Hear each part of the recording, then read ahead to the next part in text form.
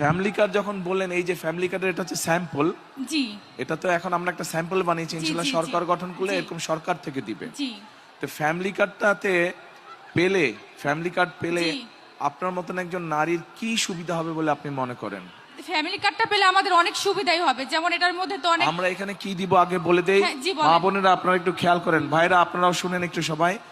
এই ফ্যামিলি কার্ডটা আমরা ইনশাআল্লাহ সরকার গঠন করলে বাংলাদেশে প্রায় 4 কোটি পরিবার আছে, গড়ে 5 জনের 6 জন সদস্য ধরে 4 কোটি পরিবার সারা দেশে আছে। এই পরিবারগুলোকে বিশেষ করে ভাষান থেকে যেই পরিবারগুলো থাকেন সাধারণত, সেরকম যত পরিবার আছে বাংলাদেশে আমরা চেষ্টা করব সবাইকে দিতে। এখন এই কার্ডের মাধ্যমে আমরা একজন নারীকে, যার সংসার আছে, স্বামী আছে, সন্তান আছে, এরকম একজন নারীকে আমরা মাসে 2 থেকে 2,500 টাকা দিব, অথবা সম পরিমাণের প্রয়োজনীয় যে খাদ্য সামগ্রী আছে সেগুলো দিব। ঠিক আছে?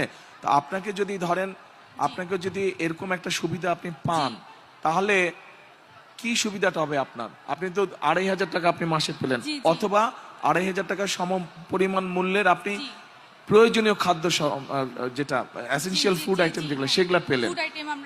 তাহলে আপনার কি সুবিধাটা হবে?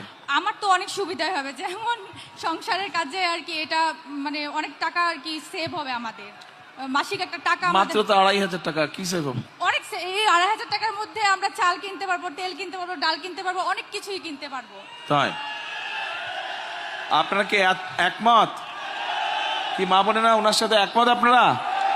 আচ্ছা, কিন্তু একমত যদি হন তাহলে এক মিনিট যদি একমত হন, এবং আপনারা যারা পুরুষ ভাইরা আছেন, আপনারা যদি চান আপনার মা বা আপনার স্ত্রীর হাতে এরকম একটি ফ্যামিলি কার্ড পৌঁছক, বা আপনার বোন যে সংসার করছে তার হাতে ফ্যামিলি কার্ড পৌঁছাক, আমরা ফ্যামিলি কার্ড দেই, এইটা যদি চান, তাহলে তো দুটো কাজ করতে হবে। এক, এখান থেকে বিএনপির প্রার্থীকে জয়যুক্ত করতে হবে।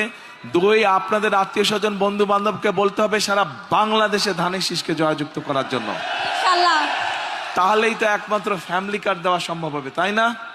ঠিক আছে, আচ্ছা বসেন আপনি এবার।